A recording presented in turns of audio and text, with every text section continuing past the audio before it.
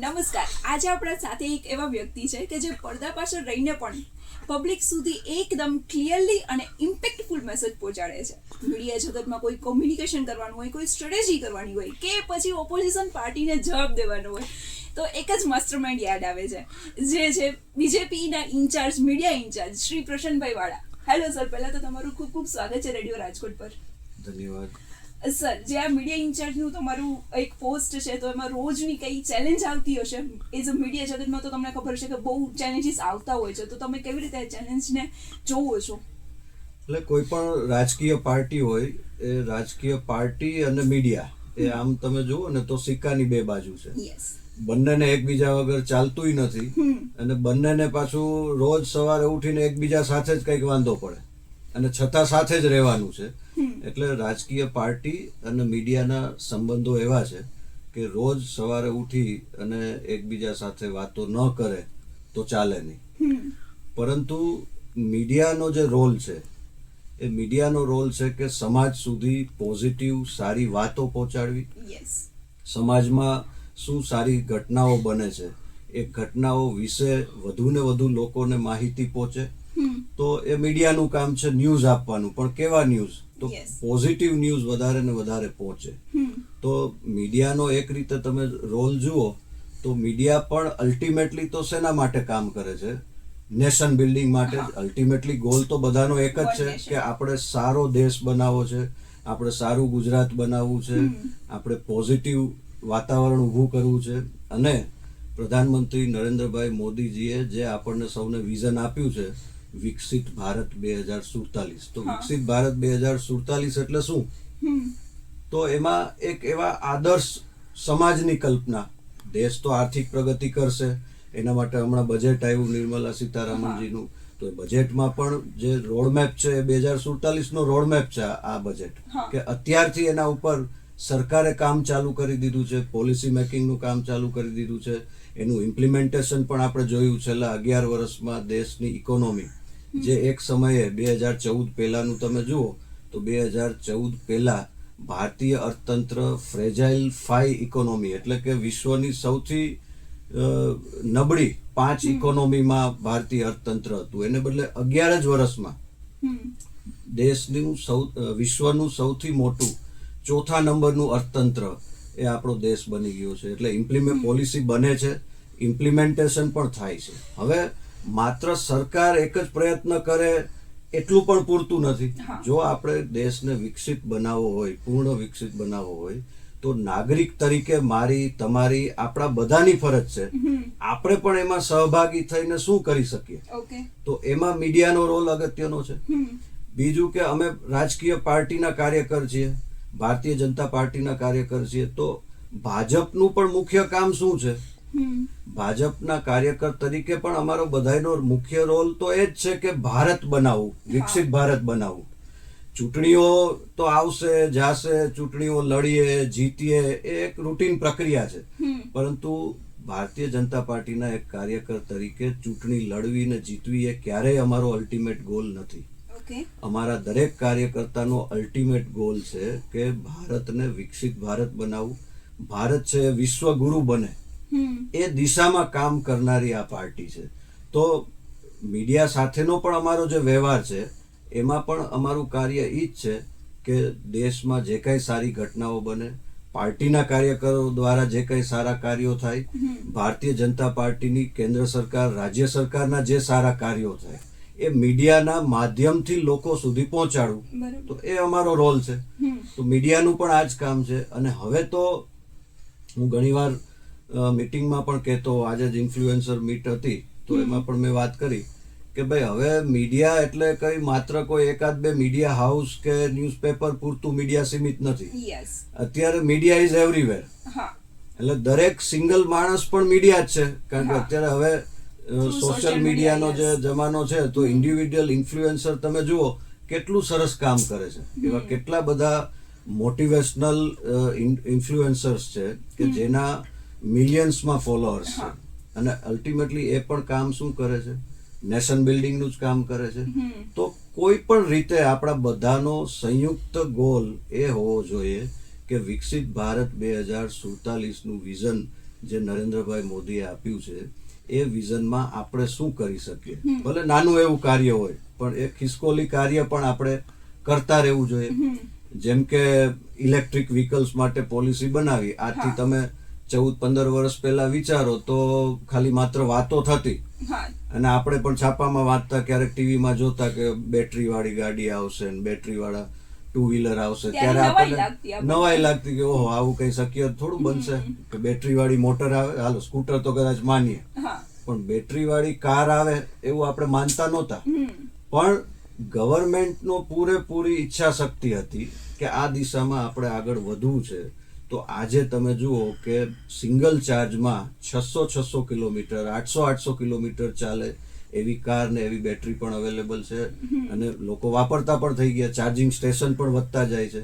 તો ગવર્મેન્ટે આ ઈવી ઉપર ફોકસ શા માટે કર્યું? તો કે ભાઈ આપણે ડેવલપમેન્ટ કરવું છે, વિકસિત ભારત બનાવવું છે, પણ પ્રકૃતિના ભોગે નહીં. એટલે સાથે સાથે એન્વાયરમેન્ટની પણ સુરક્ષા થાય તો જ એ આપણી સફળતા ગણાય ને. બાકી તમે કોન્ક્રીટના જંગલ ઊભા કરો અને ચારે બાજુ ડીઝલના પેટ્રોલના ધુમાડા હોય, એટલું પ્રદૂષણ હોય, અને આપણે ઇકોનોમી દુનિયાની નંબર 1 બની જાય તો એનો કોઈ મતલબ નથી. બેલેન્સ કે પ્રકૃતિની સુરક્ષા કરતા કરતા પણ ડેવલપમેન્ટ શક્ય છે. ગ્રીન કવર વધારે બને તો એમાં સરકાર આ પોલિસી લેવલે પ્રયત્ન કરે છે. ઈવી માટે પોલિસી બનાવી, એવી જ રીતે સોલાર માટે પોલિસી બનાવી કે રૂફટોપ સોલારની વાત કરીએ તો ગુજરાત છે એ આખા દેશમાં પાયોનિયર છે રૂફટોપ સોલારમાં. હમણાં પ્રધાનમંત્રી શ્રીએ ગયા વર્ષે સૂર્યઘર યોજના લોન્ચ કરી, તો એ સૂર્યઘર યોજનામાં પણ ગુજરાતમાં હાઈએસ્ટ 5 લાખ કરતા વધારે ઘરો ઉપર સોલાર પેનલ લાગી ગઈ. હવે સોલાર ક્યારે આવું આપણે વિચાર કરતા કે ભાઈ આપણા ઘરે વીજળીનું ઉત્પાદન આપણી જગાસી ઉપર થાય, કોઈને કલ્પના જ નહોતી. એને બદલે આજે ગુજરાતમાં 5 લાખ ઘરો ઉપર સોલાર પેનલ લાગી ગઈ, અને એ લોકોને 300 યુનિટ સુધીની વીજળી ફ્રી છે ઓલરેડી. એવી જ રીતે ઇન્ડસ્ટ્રીમાં પણ, ફેક્ટરીમાં પણ સોલાર પેનલ લગાવે છે. તો વીજળીની પણ બચત થઈ, પૈસાની પણ બચત થઈ, અને અલ્ટિમેટલી દેશનું જે એન્વાયરમેન્ટ છે એટલે કે પ્રકૃતિ છે એને પણ સુરક્ષા મળી. તો ગવર્મેન્ટનું કામ પોલિસી બનાવવું, એનું પ્રોપર ઇમ્પ્લિમેન્ટેશન કરવું, પણ સાથે સાથે નાગરિક તરીકે આપણે એમાં ઇનિશિયેટિવ જે ગવર્મેન્ટ લે છે એમાં સહયોગ કરવાનો છે. એમાં સાથે આપણે કેવી રીતે જોડાઈ શકીએ, એને કેવી રીતે અપનાવી શકીએ આપણા જીવનમાં.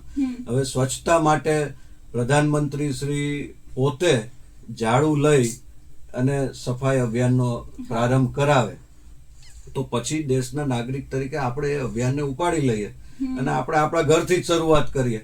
સાચી વાત છે કે ભાઈ આપણા ઘરની આજુબાજુમાં આપણે ક્યાંય કચરો નહીં ફેંકીએ. પછી નગરપાલિકા કોર્પોરેશનની ગાડીઓ જે કચરો લેવા આવે છે તો એમાં ભીનો કચરો જુદો, સૂકો કચરો જુદો, પ્લાસ્ટિકનો કચરો જુદો, તો એના માટેના 3 બકેટ અલગ અલગ આપે છે. પણ હવે નાગરિક તરીકે મારીને તમારી આપણી ફરજ છે કે એને આપણે સહયોગ કરવો. હવે એ બિચારા રોજ સવારના કચરો લેવા આવે, એની ફરજ તો અદા કરે જ છે, પણ આપણે આપણા ઘરના કચરાને સેગ્રીગેટ નથી કરતા. એટલું કામે આપણે નથી કરવાના, છતાંય આપણે આશા એવી રાખવી છે કે ગ્રીન એન્વાયરમેન્ટ હોય ને બધું ચોખ્ખું હોય. ફોરેનમાં જ્યારે આપણે વિદેશમાં જાય ત્યારે આપણે જોઈએ તો ત્યાંથી આવીને અહીંયા વાતો કરે પાછું કે ઓહો ત્યાં તો કેટલા રોડ ચોખ્ખા ને બધું સ્વચ્છતા. પણ એ લોકો જ રાખે છે ને આપણે જ રાખવાનું છે. નાગરિકોની ફરજ છે ને. સરકાર તો મિકેનિઝમ બનાવે, સહયોગ કરે, તમને એ રીતની વ્યવસ્થા ગોઠવી આપે.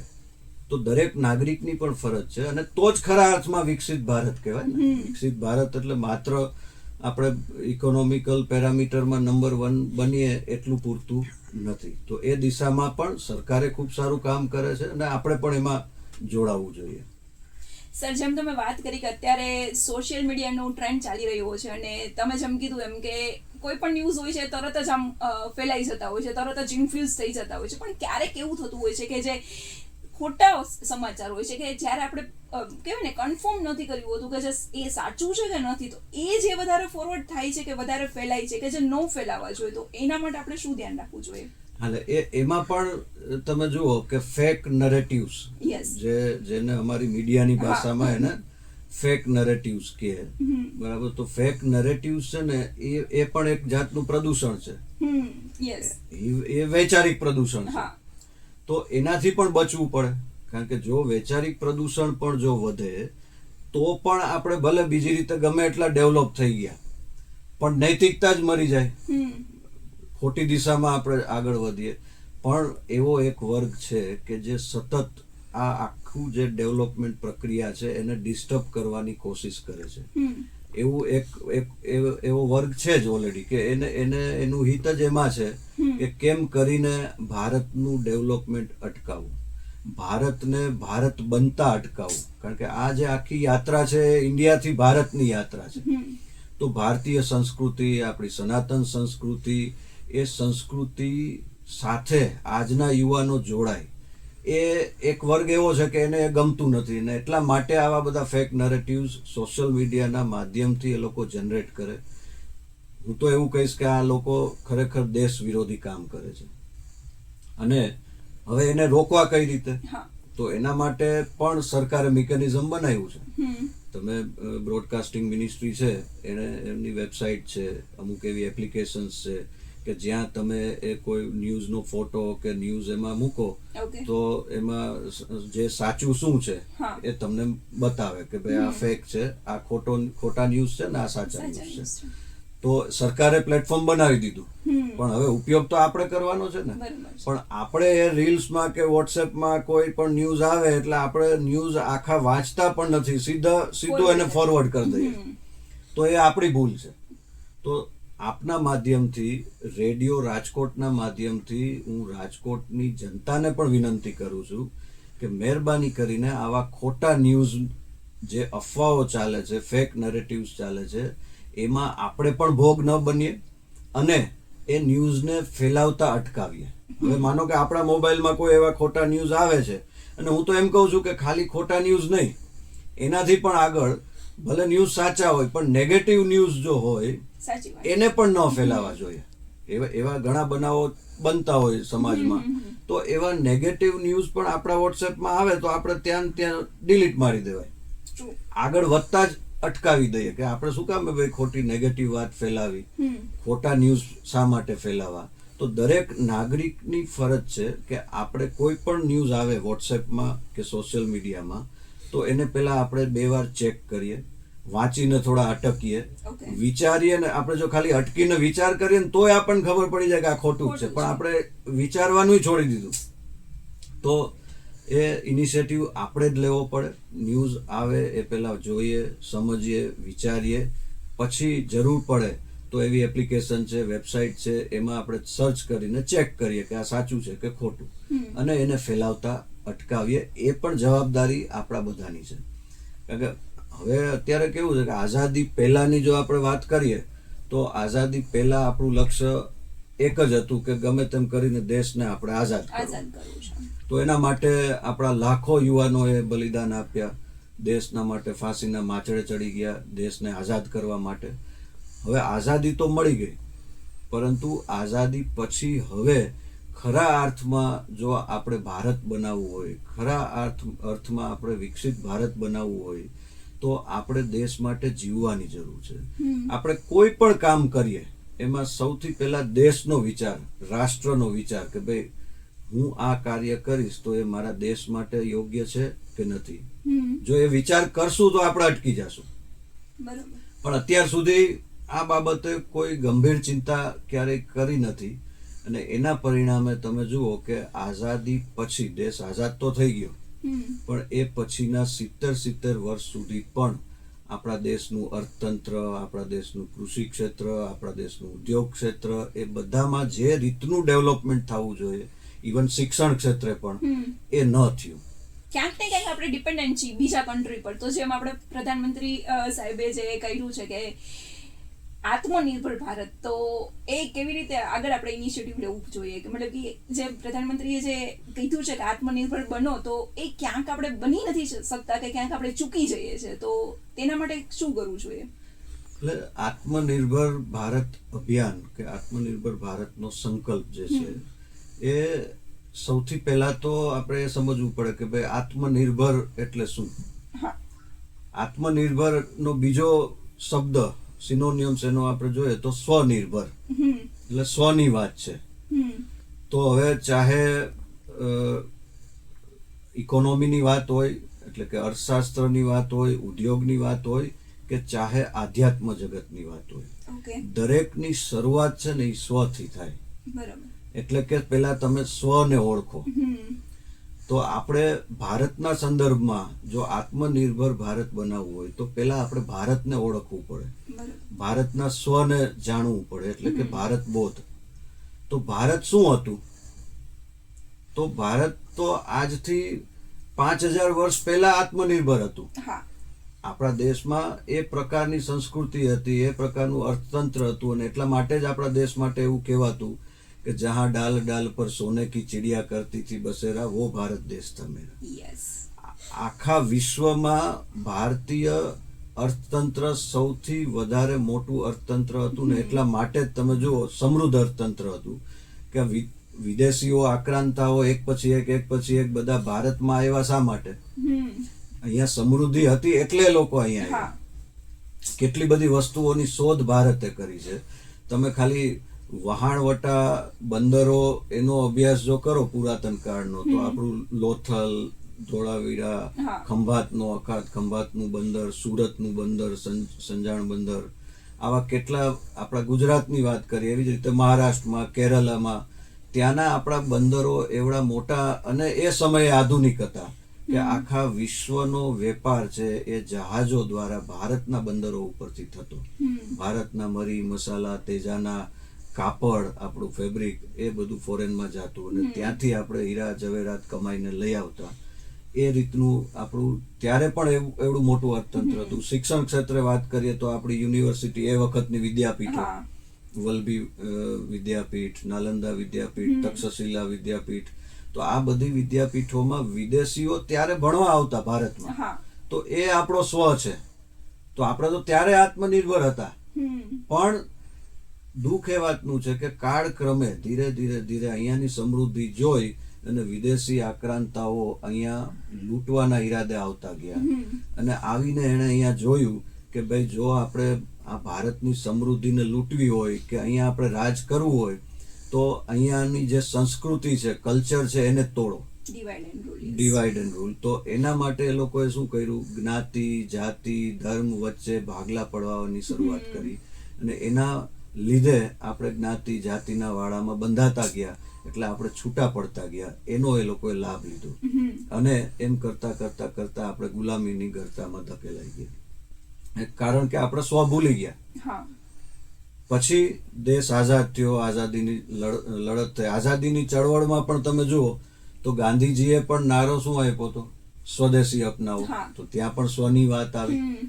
તો સ્વદેશી, ત્યારે બધાને એવું થતું કે ભાઈ સ્વદેશી અપનાવવાથી કઈ થોડી આઝાદી મળી જવાની છે. પણ એ સ્વદેશીની ચળવળથી લોકોને દેશના વિચાર સાથે જોડવામાં આવ્યા. વિદેશી કપડાની હોળી કરી, તો એનાથી એક વાતાવરણનું નિર્માણ થયું ને લોકો દેશ માટે જોડાણા. તો ત્યારે પણ સ્વદેશીની વાત હતી, આત્મનિર્ભરતાની વાત હતી. હવે ત્યાર દેશ આઝાદ થયો, પરંતુ આપણા કમનસીબ કે આઝાદી પછી પણ દેશમાં એવી સરકારો બની કે જેની માનસિકતા અંગ્રેજોની હતી. સરકાર તો આપણી બની, ભારતીય સરકાર બની, દેશ આઝાદ થઈ ગયો, પરંતુ એ સરકારોની માનસિકતા તો હજી અંગ્રેજોની જ હતી. એટલે એ માનસિકતાથી જ એમણે સરકારો ચલાવી કે ભાઈ સમાજવાદના નામે, સોશિયલિસ્ટ ઇકોનોમીના નામે. તો ખરા અર્થમાં દેશનો જે વિકાસ થવો જોઈએ, જે ડેવલપમેન્ટ થવું જોઈએ, એ ન થયો. તમે વિચાર કરો કે આપણો દેશ એટલે કૃષિ પ્રધાન દેશ કહેવાય, છતાં પણ એ વખતે આપણે વિદેશથી ઘઉં આયાત કરવા પડે. હવે આટલી મોટી જમીન, ફળદ્રુપ જમીન, પાણીની પણ કોઈ તંગી નહીં, કૃષિ પ્રધાન દેશ, છતાં આપણે ખાવા માટે આપણી પાસે ધાન આપણે ઉગાડી ન શકીએ. એ કઈ પ્રકારની પોલિસી? તો એ પ્રકારની અંગ્રેજીયત માનસિકતા વાળી સરકારો હતી.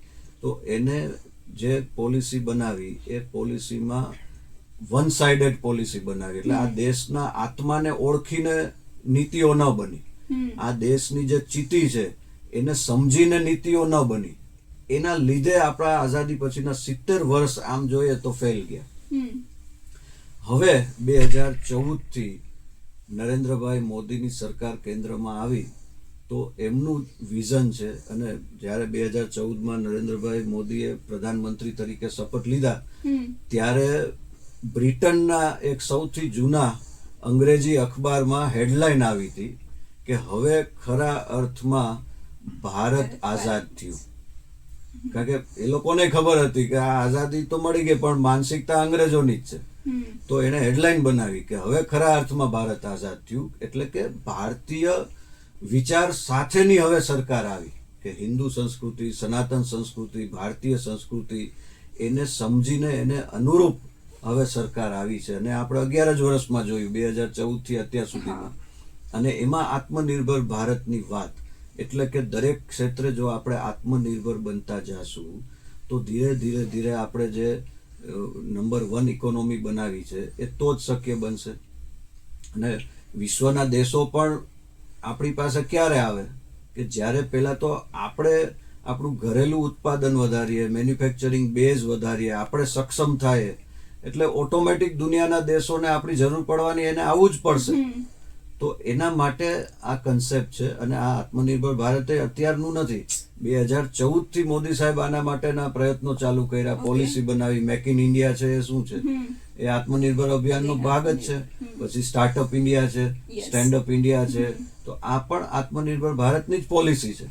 અને એમાં આપણને ખૂબ સારી સફળતા મળી. તમે ખાલી મોબાઈલ ઇન્ડસ્ટ્રીની વાત કરો તો આજથી 11 વર્ષ પહેલા દેશમાં મોબાઈલના પાર્ટ્સ માત્ર બનતા એવી પણ ખાલી માત્ર 2 ફેક્ટરી હતી. એને બદલે આજે 11 જ વર્ષમાં આપણા દેશમાં 300થી વધારે મોબાઈલ ફોન મેન્યુફેક્ચરિંગ યુનિટ છે. અને આપણો દેશ મોબાઈલ એક્સપોર્ટ કરે છે, અહીંયા બને છે ભારતમાં. તો 11 જ વર્ષમાં આ ડ્રાસ્ટિક ચેન્જ આવ્યો. એવી જ રીતે ટોય ઇન્ડસ્ટ્રી, રમકડા. તો રમકડામાં આપણે આજથી 14 વર્ષ પહેલા ઇમ્પોર્ટ કરતા રમકડા જેવી વસ્તુ, એને બદલે આજે આ 11-12 વર્ષના ગાળામાં ભારતમાં 500 કરતા વધારે એવા ટોય મેન્યુફેક્ચરિંગ યુનિટ છે કે જે ટોય એક્સપોર્ટ કરે છે વિદેશમાં. તો એ લેવલે આપણે પહોંચી શક્યા કેવી રીતે? ગવર્મેન્ટ ઇન્ટરવેન્શન, ગવર્મેન્ટે એવી પોલિસી બનાવી, એને એ પ્રકારની સહાય આપી, એના કારણે આ યુનિટ ડેવલપ થયા અને આપણે એક્સપોર્ટ કરી શક્યા. તો આ પણ એક આત્મનિર્ભર ભારતમાં આ બધી આપણી સફળતાઓ. ડિફેન્સ ક્ષેત્રની તમે વાત કરો તો એક સમયે આપણે 100% ઇમ્પોર્ટ જ કરતા, એને બદલે આજે આપણે 80% મેન્યુફેક્ચરિંગ આપણે કરીએ છીએ, ખાલી 20% જ ઇમ્પોર્ટ કરવું પડે. અને વિદેશના લોકો, વિદેશની સરકારો એ આપણા શસ્ત્રો એ લોકો મંગાવે છે. હમણાં ઓપરેશન સિંદૂર જે થયું, તો એ ઓપરેશન સિંદૂરમાં જે રીતના ડ્રોન ટેકનોલોજી, બ્રહ્માસ્ત્ર, આ બધાને લીધે આપણને જે સફળતા મળી કે દુશ્મન દેશમાં અંદર ઘૂસીને આપણે આતંકીઓના અડ્ડા ઉપર ભારતીય સેનાએ આધુનિક હથિયારોથી વાર કર્યો અને એને નેસ્ત નાબૂદ કરી દીધા. તો એ જે હથિયારો એમાં વપરાણા એ બધા હથિયારો ભારતીય બનાવટના હતા. અને આપણને, મને તો કહેતા આનંદ અને ગર્વ થાય છે કે ઇવન રાજકોટમાં ડિફેન્સનું મેન્યુફેક્ચરિંગ છે. હમણાં જ મેં ક્યાંક વાંચ્યું કે રાજકોટના બેન છે, એની ફેક્ટરી છે અને એ ગન બનાવે છે. અને એ ગન છે એ આર્મીમાં અને બધે સપ્લાય થાય છે. ડિફેન્સના અમુક પાર્ટ્સ છે રાજકોટમાં મેન્યુફેક્ચરિંગ થાય છે, જે ફોરેનમાં એક્સપોર્ટ પણ થાય છે અને ઇન્ડિયામાં પણ ડિફેન્સ સેક્ટરમાં એ વપરાય છે.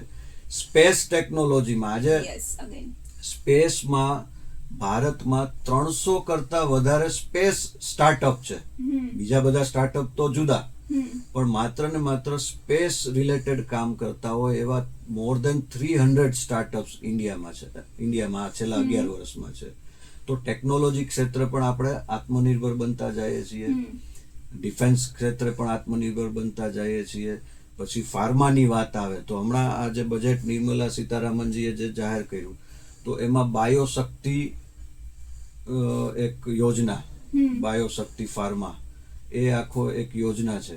એમાં 10,000 કરોડનું પેકેજ છે. અને એમાં બાયો ફાર્મા પાર્ક હજી વધારે કઈ રીતે ડેવલપ થાય એના માટેને ક્વોલિટી ટેસ્ટિંગ લેબ બને, ક્લિનિકલ ટેસ્ટિંગ માટેના યુનિટ્સ બને વધારે ને વધારે, બાયો ફાર્મા ક્ષેત્રે આપણે અત્યારે પણ આગળ જ છીએ અને હજી પણ એમાં આપણે વર્લ્ડમાં લીડ કરવાના છીએ. તો બાયો ફાર્મા ક્ષેત્રે પણ આપણે આત્મનિર્ભર બનીએ. એવી જ રીતે ચીપ મેન્યુફેક્ચરિંગ, જે ચીપ વપરાય છે બધા મોબાઈલ ફોનમાં, ઓટોમોબાઈલમાં, કોમ્પ્યુટરમાં, લેપટોપમાં, બધી જગ્યાએ ચીપ ટેકનોલોજી વગર તો આ કંઈ શક્ય જ નથી. તો કોરોના કાળ પહેલાની જ તમે વાત કરો તો ભારતમાં એક ચીપ નહોતી બનતી, આપણે ઇમ્પોર્ટ કરવું પડતું. એને બદલે આજે ગવર્મેન્ટનું વિઝન, ગવર્મેન્ટનું ફોકસ, પોલિસીસ, એને લીધે આજે ગુજરાત છે ચીપ મેન્યુફેક્ચરિંગનું હબ બનવા જઈ રહ્યું છે અને પહેલી ચીપ ઓલરેડી ગુજરાતમાં બની ગઈ અને મોટા 4 પ્લાન્ટનું અત્યારે ઓલરેડી કામ ચાલુ છે ગુજરાતમાં ચીપ મેન્યુફેક્ચરિંગમાં. એટલે આપણે ચીપથી લઈ અને શિપ સુધીનું મેન્યુફેક્ચરિંગ છે ગુજરાતમાં થાય છે. તો દરેક ક્ષેત્રે આપણે આત્મનિર્ભર બનતા જશું તો વિકસિત ભારત 2047નું જે સપનું છે એ સાકાર થશે. પણ સર, જ્યારે આપણે આત્મનિર્ભરતાની વાત કરી રહ્યા છીએ ત્યારે એક વેસ્ટર્ન કલ્ચર તરફ આપણે જે જઈ રહ્યા છીએ તો એ કેટલું ચેલેન્જિંગ લાગે છે અને આત્મનિર્ભર બનવામાં કેટલું આપણને રોકે છે, ક્યાંક ને ક્યાંક આપણે છૂટી જઈએ છીએ. ના, એટલે એમાં એવું છે કે આપણે વેસ્ટર્ન કલ્ચરની વાતો અત્યાર સુધી ખૂબ સાંભળી, પણ મારું એવું માનવું છે કે વિશ્વમાં જ્યાં પણ જે સારું હોય એ આપણે અપનાવી શકીએ, એમાં કઈ વાંધો નથી. વિશ્વમાં ક્યાંય કોઈ સારી ટેકનોલોજી હોય તો એને પણ આપણે અપનાવી જોઈએ. વિશ્વમાં કોઈ પણ ખૂણે કોઈ સારો વિચાર હોય પોઝિટિવિટી સાથેનો તો એ પણ આપણે અપનાવી શકીએ. પણ વેસ્ટર્ન કલ્ચરમાં જે આપણી સંસ્કૃતિને અનુરૂપ ન હોય એ આપણે ન અપનાવવું જોઈએ. અને હવે તો ઉલટાનું વેસ્ટર્ન કલ્ચર એટલે વિદેશના લોકો જે છે એ લોકોએ પણ હવે સ્વીકાર્યું કે ભાઈ ભારતીય સંસ્કૃતિ છે એ ખરા અર્થમાં જો આપણે જીવન જીવવું હોય તો આપણે ભારતીય સંસ્કૃતિ અપનાવી જોઈએ. અને ઘણા બધા વિદેશીઓ, આજે તમે ઋષિકેશ જાઓ, હરિદ્વાર જાઓ, કાશી વિશ્વનાથ જાઓ તો ત્યાં તમને જોવા મળશે કે વિદેશીઓ એ આપણા ભજન ગાતા હોય, પૂજા અર્ચના કરતા હોય, હરે રામ હરે કૃષ્ણ બોલતા હોય, જય શ્રી રામ બોલતા હોય. તો એ આધ્યાત્મ સાથે, આપણી સંસ્કૃતિ સાથે એને લગાવ છે અને જોડાણ સ્વયંભૂ આવ્યા. આપણે કોઈ એને ફોર્સથી તો લાવ્યા નથી, પણ એને પણ હવે સમજાતું જાય છે. અને એનું કારણ એ છે કે આપણી સંસ્કૃતિના 4 પાયા છે: ધર્મ, અર્થ, કામ અને મોક્ષ. જ્યારે વિદેશી જે કલ્ચર છે, વિદેશી સંસ્કૃતિ છે, ત્યાં માત્ર 2 જ છે, અર્થ અને કામ. એટલે આ ગૂંચવાડો ત્યાં ઊભો થાય છે. જ્યારે આપણી સંસ્કૃતિમાં ક્લિયર છે કે ભાઈ ધર્મ, અર્થ, કામ અને મોક્ષ. ત્યાં ધર્મ નથી, મોક્ષની વાત નથી, એટલે એમાં વચ્ચે અટવાઈ જાય એટલે પછી એના જુદા જુદા ખરાબ પરિણામો આવે. પણ મને શ્રદ્ધા છે ભારતીય સંસ્કૃતિ ઉપર, આપણા આધ્યાત્મ ઉપર, કે ભારતમાં ક્યારેય એવો ક્રાઇસિસ નહીં આવે.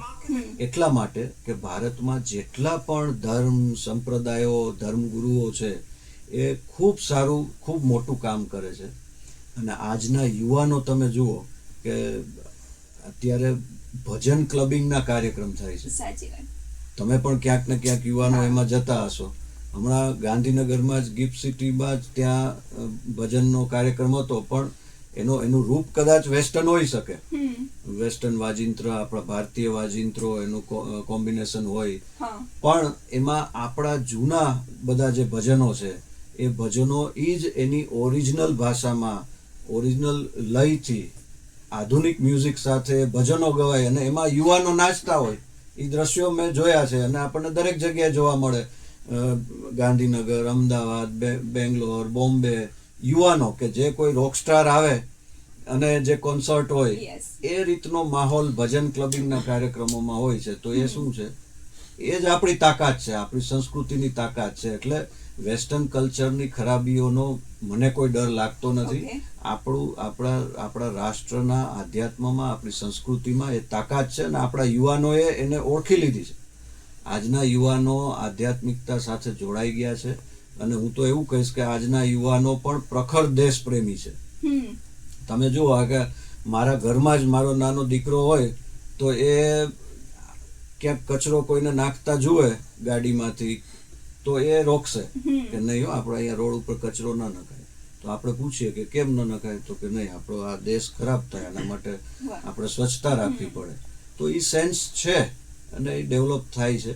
એટલે આપણે કોઈ વેસ્ટર્ન કલ્ચરથી ગભરાવાની જરૂર નથી. આપણું યુવાધન છે એ ખૂબ સમજુ છે, દેશપ્રેમી છે અને દેશ માટે કંઈક કરવા માંગે છે. માત્ર ને માત્ર અત્યાર સુધી એને તક નહોતી મળતી, હવે એને પૂરતી તક છે.